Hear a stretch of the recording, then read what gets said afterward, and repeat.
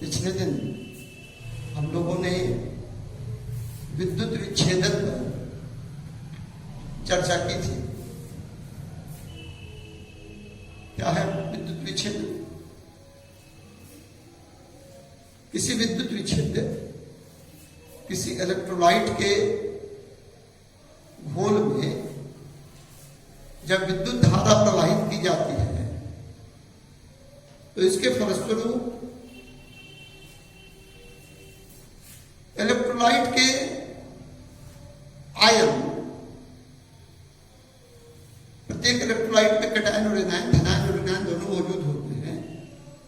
ये आयन अपने से विपरीत आवेश वाले इलेक्ट्रोडों पर पहुंचकर आवश्यक संख्या में इलेक्ट्रॉनों का त्याग कर अथवा इलेक्ट्रॉनों को ग्रहण कर अणु के रूप में जमा होते हैं। तो एक बात तय हुई कि किसी विद्युत विच्छेदक के किसी इलेक्ट्रोलाइट के घोल से हम लोग विद्युत धारा प्रवाहित करेंगे तो इलेक्ट्रोड पर कुछ पदार्थ जमा होगा। तो आज जो हम लोग चर्चा करने वाले हैं फैराडे के विद्युत विच्छेदन नियम की। तो फैराडे का विद्युत विच्छेदन नियम विद्युत विच्छेदन के फलस्वरूप इलेक्ट्रोड पर एकत्रित होने वाले पदार्थ के परिमाण के बारे में बताता है। यह नियम उन बातों की चर्चा करता है जिन पर इलेक्ट्रोड पर एकत्रित होने वाले पदार्थ का परिमाण निर्भर करता है। दो नियम हैं फैराडे के विद्युत विच्छेदन के, इन दोनों की हम लोग चर्चा करेंगे।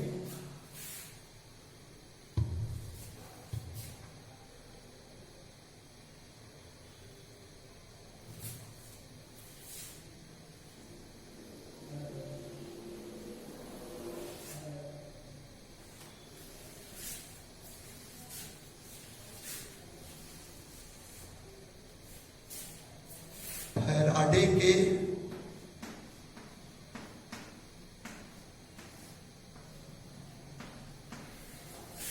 विद्युत विच्छेदन के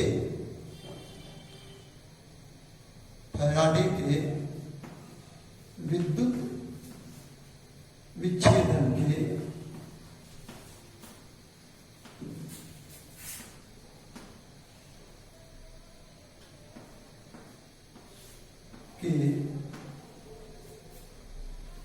नियम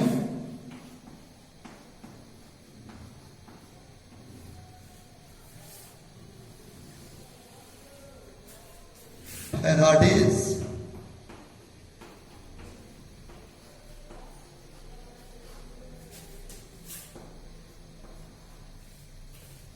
laws of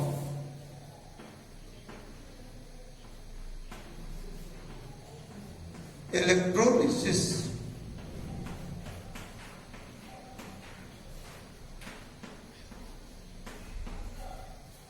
Faraday's laws of electrolysis. फिर से एक बार, फैराडे का विद्युत विच्छेदन नियम विद्युत विच्छेदन के फलस्वरूप इलेक्ट्रोड पर एकत्रित होने वाले पदार्थ के परिमाण के बारे में बताता है। इसके दो नियम हैं। अभी हम लोग इसके पहले नियम पर चर्चा करेंगे। पहला नियम,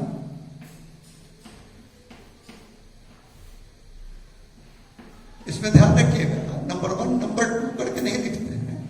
परंपरा में है कि इसको लिखते ही है पहला नियम फर्स्ट क्रम। फर्स्ट क्रम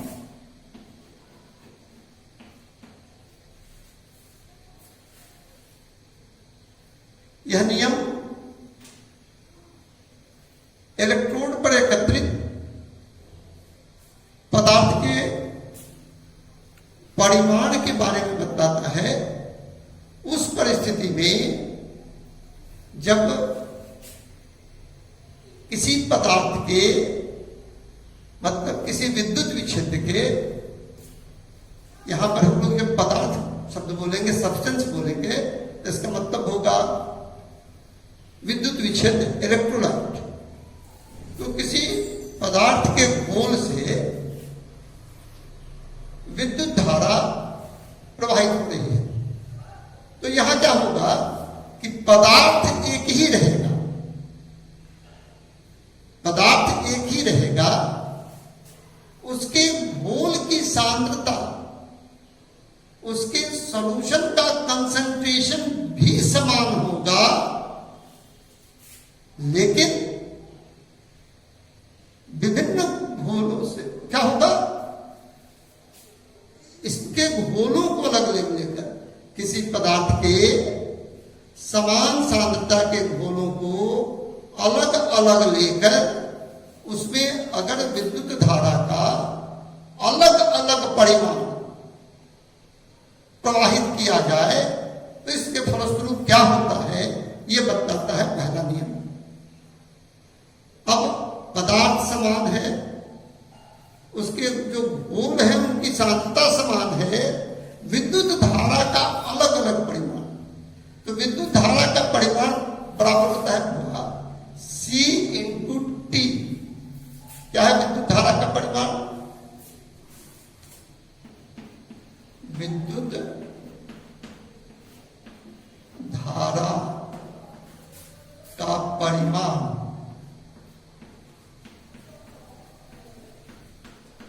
अमाउंट ऑफ इलेक्ट्रिसिटी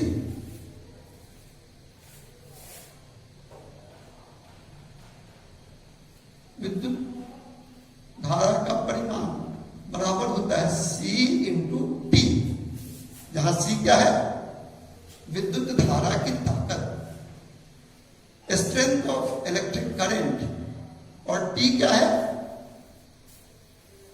विद्युत धारा के प्रवाहित होने का समय। तो परिमाण किसके बराबर हो गया, विद्युत धारा की ताकत गुणा विद्युत धारा के प्रवाहित होने का समय। तो देखें C विद्युत धारा की ताकत की इकाई क्या होती है, एम्पियर। आप हाई स्कूल में आपने पढ़ा है एम्पियर, और समय की इकाई हो, टाइम का यूनिट हो सेकेंड, तो 1 ampere into 1 second is equal to 1 coulomb. 1 coulomb, 1 ampere गुणा 1 सेकेंड बराबर 1 कूलम्ब हो गया। तो ये कूलम्ब क्या हो गया, आवेश की इकाई है, चार्ज का यूनिट है, और क्या होगा, विद्युत धारा के परिमाण की इकाई, विद्युत धारा के परिमाण की इकाई। और इसकी बड़ी इकाई है कि 96,500 कूलम्ब। इसको भी याद रखिएगा, परीक्षा में बार बार पूछा जाता है, बराबर होता है 1 फैराडे। आज ही इसकी जरूरत पड़ी, तो इसको आप लोग देख लीजिए। तो विद्युत धारा का परिमाण, अब इसको आपने देख लिया, फिर से हम आ रहे हैं पहले नियम में। क्या कहता है पहला नियम, किसी विद्युत विच्छेद के घोल से विद्युत धारा प्रवाहित होने के फलस्वरूप इलेक्ट्रोड पर एकत्रित पदार्थ का परिमाण घोल से प्रवाहित विद्युत धारा के परिमाण के समानुपाती होता है। मतलब अगर इलेक्ट्रोड पर एकत्रित पदार्थ का परिमाण हो W, इसका यूनिट ग्राम है, W समानुपाती, डायरेक्टली प्रोपोर्शनल, तो W is proportional to amount of electricity, that is C into T। क्या मतलब हुआ? क्या है? इलेक्ट्रोड पर एकत्रित पदार्थ का परिमाण घोल से प्रवाहित विद्युत धारा के परिमाण के समानुपाती होता है। तो अगर विद्युत धारा का परिमाण हो, परिमाण कितना होगा? धारा की ताकत गुना धारा के प्रवाहित होने का समय। तो क्या होगा? W is proportional to C into T, या W इज इक्वल टू, इसको हटाएंगे, बराबर का चिन्ह देंगे तो क्या होगा? एक कांस्टेंट लेंगे, और यहां जो कांस्टेंट आता है that is small z। z क्या है? एक कांस्टेंट है। इसको हम लोग कहते हैं क्या? z को कहते हैं विद्युत रासायनिक तुल्यांक। z क्या है? एक कांस्टेंट है, इसको हम लोग कहते हैं विद्युत रासायनिक तुल्यांक। इलेक्ट्रो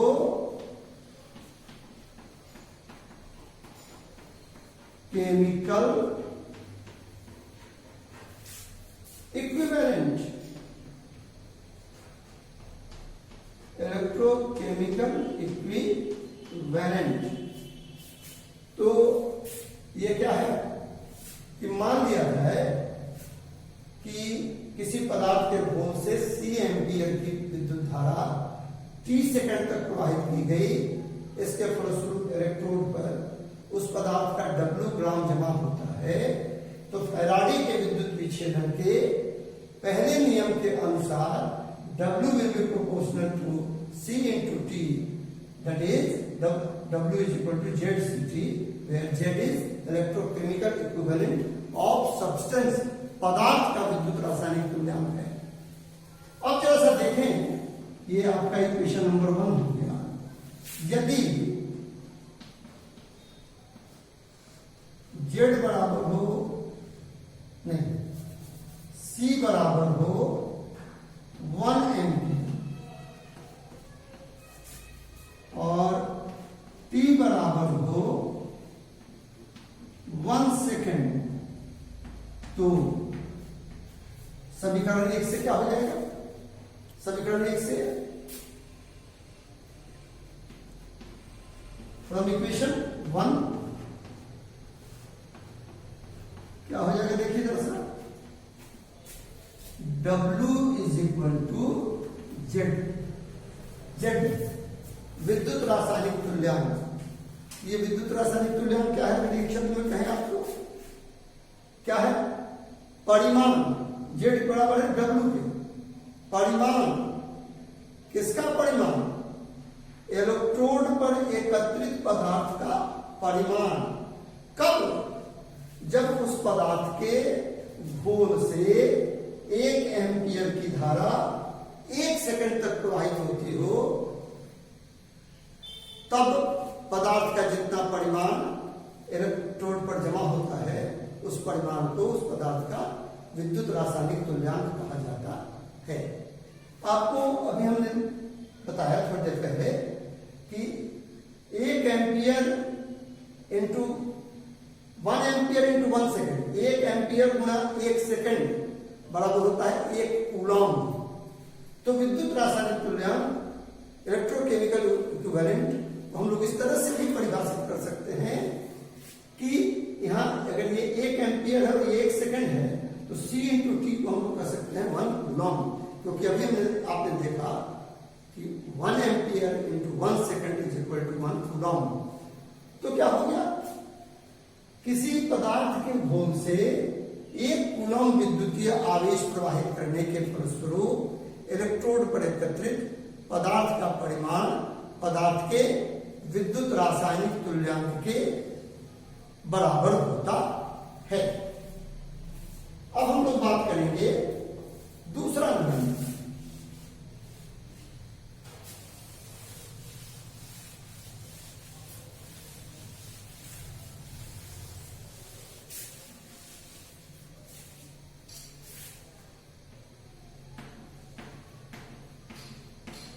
दूसरा नियम,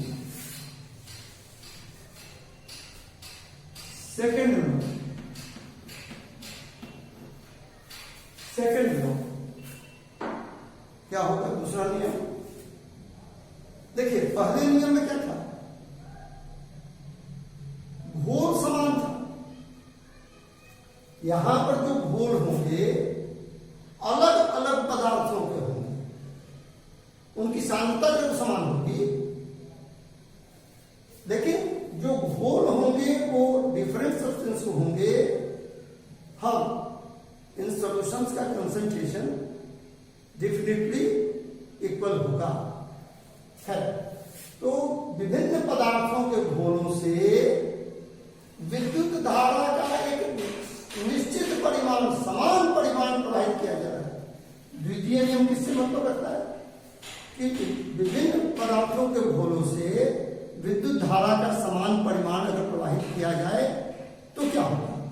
आपका कॉमन सेंस कहता होगा कि विद्युत धारा का परिमाण भले ही समान है, लेकिन अलग, ठीक है ना, अलग अलग पदार्थों के घोलों से अगर विद्युत धारा का समान परिमाण प्रवाहित किया जाए तो निश्चित तौर पर इलेक्ट्रोड पर एकत्रित पदार्थ का परिमाण भिन्न भिन्न होना चाहिए, क्योंकि पदार्थ भिन्न भिन्न हैं, इन पदार्थों की प्रकृति भिन्न भिन्न है। और वास्तव में ऐसा ही होता है। विभिन्न पदार्थों के घोलों से यदि विद्युत धारा का समान परिमाण प्रवाहित किया जाता है तो इलेक्ट्रोड पर एकत्रित पदार्थ का परिमाण अलग अलग होता है। तो इलेक्ट्रोड पर एकत्रित पदार्थ का परिमाण किस बात पर निर्भर करता है? यह निर्भर करता है पदार्थ के रासायनिक समतुल्य, रासायनिक समतुल्य, ठीक है, केमिकल इक्विवेलेंट, या इसको आप कहें समतुल्य भार, पदार्थ के इक्विवेलेंट वेट पर, इक्विवेलेंट वेट पर। तो दूसरा नियम हम लोग देखें क्या कहता है? विभिन्न पदार्थों के घोलों से यदि विद्युत धारा का समान परिमाण प्रवाहित किया जाए तो इसके फलस्वरूप इलेक्ट्रोड पर एकत्रित पदार्थ का परिमाण पदार्थ के रासायनिक समतुल्यांक का समानुपाती होता है। सब्सटेंस के केमिकल इक्विवेलेंट और इक्विवेलेंट वेट का डायरेक्टली प्रोपोर्शनल होता है। जैसे आप देखें, दो पदार्थ हैं ए और बी, इनका इक्विवेलेंट वेट है पहले का E1 और दूसरे का है E2। अब दोनों पदार्थों के घोलों से विद्युत धारा का समान परिमाण प्रवाहित किया गया तो क्या हमने पाया कि ए का W1 ग्राम जमा हुआ और बी का W2 ग्राम जमा हुआ। तो फैराडे के विद्युत विच्छेदन का दूसरा नियम क्या कहता है कि इलेक्ट्रोड पर एकत्रित पदार्थ का परिमाण पदार्थ के रासायनिक समतुल्यांक अर्थात समतुल्य भार का समानुपाती होगा। इसका मतलब क्या हो गया कि W1 is proportional to E1 and W2 is proportional to E2. W1 is proportional to E1 and W2 is proportional to E2. अब यहां पर अगर हम लोग इस समानुपाती के चिन्ह को हटा दें, बराबर का चिन्ह डालना चाहें तो हमें क्या करना होगा? एक कांस्टेंट से गुणा करना होगा। इस तरह से गुणा हो गया। अब अगर हम लिखना चाहें कि W1 अपॉन W2 कितना होगा,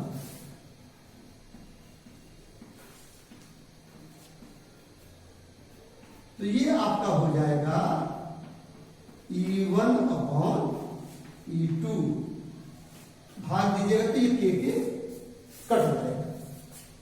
तो W1 upon W2 is equal to E1 upon E2। तो इधर वाला समझने के लिए आप रखिए।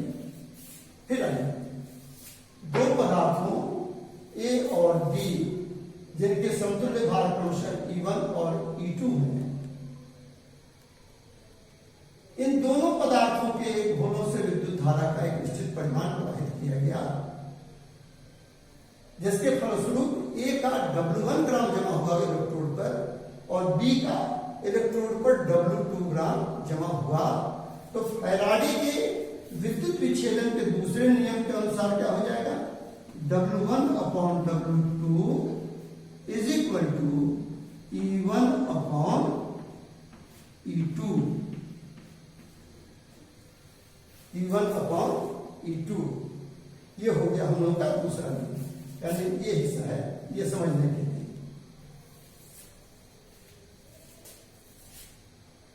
अब देखिए, फैराडे के विद्युत विच्छेदन के नियम पर इस तरह से प्रश्न आते हैं। एक तो आएगा कि फैराडे के विद्युत विच्छेदन के नियमों का उल्लेख करें एवं व्याख्या करें। State and explain Faraday's laws of electrolysis। तो इसमें सारी बातें हम लोग लिख देंगे। आपको पता है कि आपको जो पढ़ाया जा रहा है उसका नोट्स भी टेलीग्राम ऐप पर उपलब्ध है, तो उसको आप देख लीजिएगा। तो वो पूरा का पूरा लिखेंगे। ये जब शॉर्ट आंसर में आता है तो कभी कभी आता है फैराडे का के विद्युत विच्छेदन का पहला नियम, केवल इतना ही आता है। फैराडे के विद्युत विच्छेदन का दूसरा नियम, उसमें जो दूसरे नियम में बात कही गई हो या पहले नियम में बात कही गई हो, शॉर्ट आंसर में आएगा तो उतना ही। अब इसमें दो प्रश्न और आते हैं कि विद्युत रासायनिक तुल्यांक क्या है। विद्युत रासायनिक तुल्यांक क्या है, इस पर चर्चा हुई है। क्या है कि किसी पदार्थ के घोल से 1 एम्पियर की धारा 1 सेकंड तक प्रवाहित करने के फलस्वरूप इलेक्ट्रोड पर एकत्रित पदार्थ का परिमाण उस पदार्थ का विद्युत रासायनिक तुल्यांक कहलाता है। या फिर किसी पदार्थ के घोल से 1 कूलम्ब विद्युतीय आवेश प्रवाहित करने के फलस्वरूप इलेक्ट्रोड पर एकत्रित पदार्थ का परिमाण क्या कहलाता है? पदार्थ का विद्युत रासायनिक तुल्यांक, इलेक्ट्रोकेमिकल इक्विवेलेंट ऑफ सब्सटेंस कहलाता है। तो विद्युत रासायनिक तुल्यांक भी शॉर्ट आंसर में आपको प्राय पूछा जाता है। एक प्रश्न और इसमें पूछा जाता है,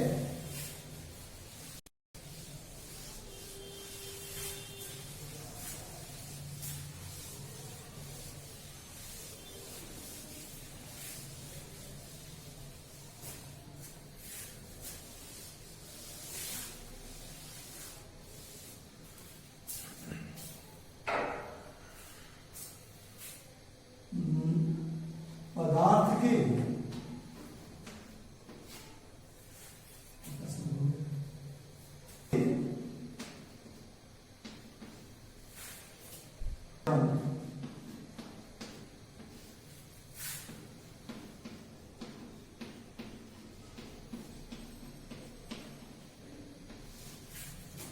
विद्युत रासायनिक तुल्यांक एवं पदार्थ के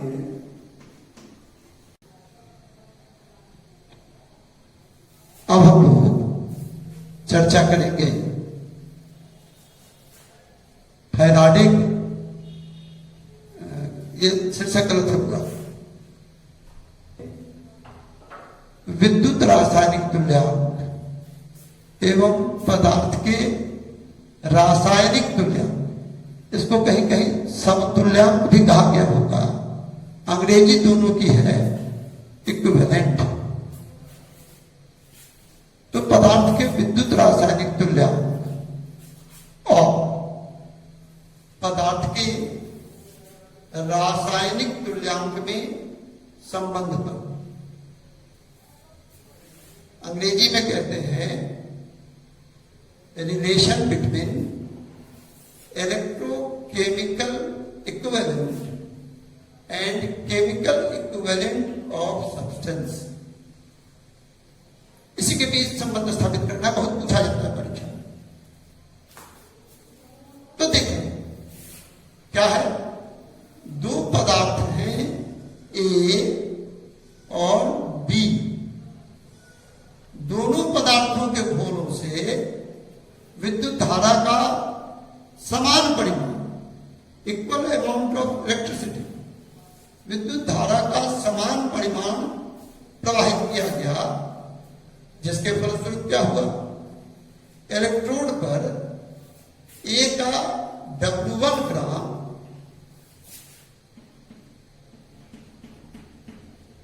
और बी का W2 ग्राम जमा हुआ।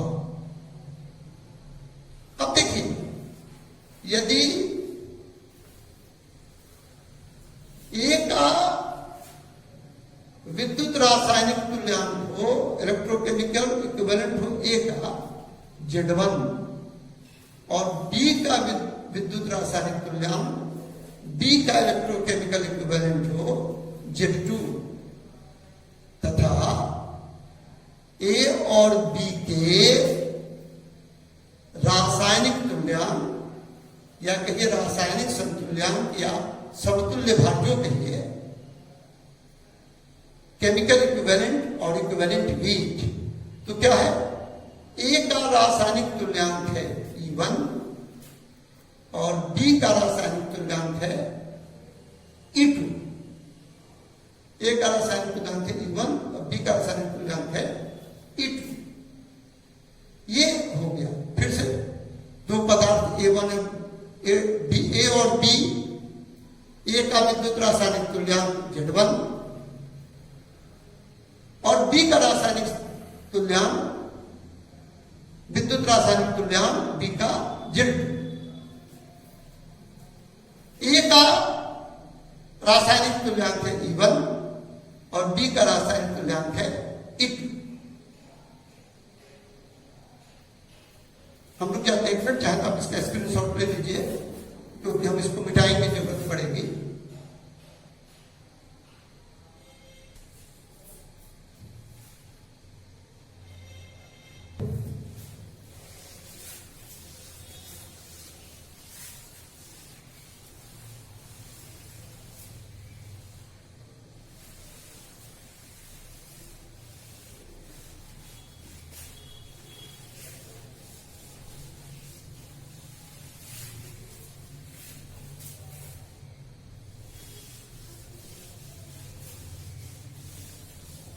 अब इसको देखिए क्या है,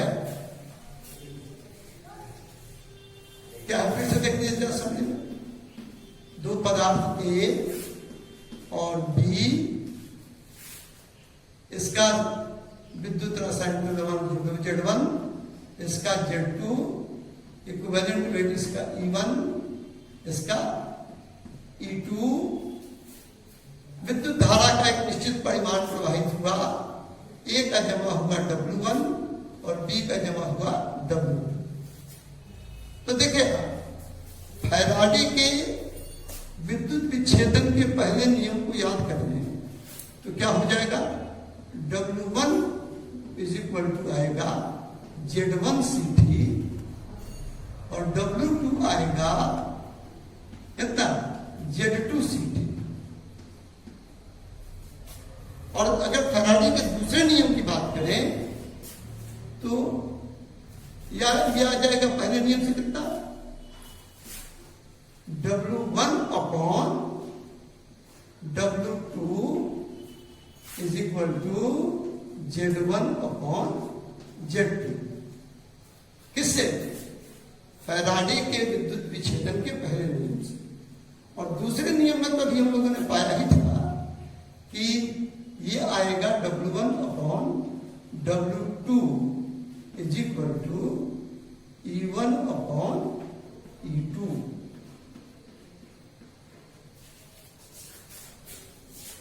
तो क्या हो गया, वो समझने के लिए है, यहां हम लोग लिख रहे हैं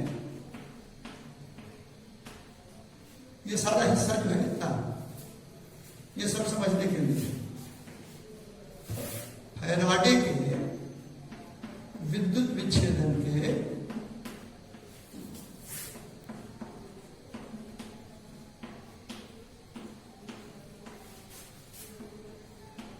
प्रथम नियम से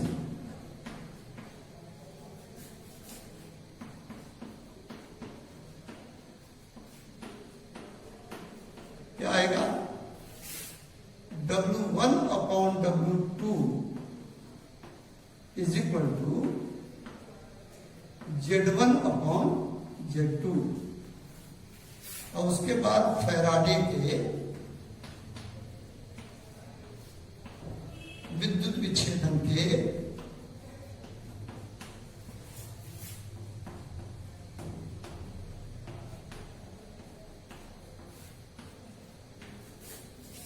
द्वितीय नियम से, दूसरे नियम से, सेकंड लॉ से कितना है? W1 अपॉन W2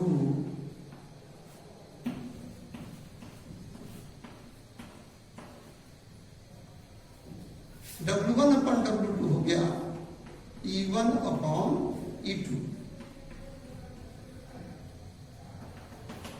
ये इक्वेशन 1, ये इक्वेशन 2, दोनों को मिलाते हम लोग, यानी समीकरण 1 और समीकरण 2 से, समीकरण 1 और समीकरण 2 से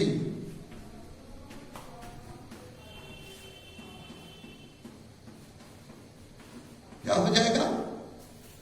दोनों इक्वेशन के लेफ्ट हैंड साइड में, दोनों समीकरणों के बाएं पक्ष पे W1 अपॉन W2 है, यानी जब बाएं पक्ष बराबर होंगे तो दोनों के दाएं पक्ष भी बराबर होंगे, दोनों इक्वेशंस के राइट हैंड साइड बराबर होंगे। तो क्या हो जाएगा? नीचे वाला दिखेगा कि नहीं? इसको यहां देख लीजिएगा, नीचे हो सकता है नहीं दिखेगा। क्या आ जाएगा? Z1 upon Z2 is equal to E1 upon E2। ये है इक्वेशन नंबर 3। ये जो समीकरण 3 आया बहुत आसान है, आप इसको पहले से पढ़े हुए। जो समीकरण 3 आया ये क्या है? यही अविष्ट संबंध है, रिक्वायर्ड रिलेशन है, इच्छित संबंध जो हम लोग स्थापित करना चाहते थे। किसके किसके बीच? पदार्थ के विद्युत रासायनिक तुल्यांक और पदार्थ के रासायनिक समतुल्यांक के बीच। यही रिलेशन है किसके बीच? Electrochemical equivalent of substance and chemical equivalent of substance. यही हम लोग स्थापित करना चाहते थे, संबंध स्थापित हो गया। इसके आगे अगले दिन फैराडे लॉ को बहुत ध्यान से देखिएगा।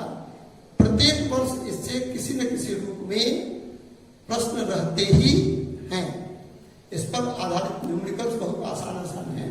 कल हम लोग इस पर चर्चा करेंगे। इसके न्यूमेरिकल्स 4-5 तरह के न्यूमेरिकल्स हैं, वो मिल जाते हैं। अगले दिन हम उस पर चर्चा करेंगे।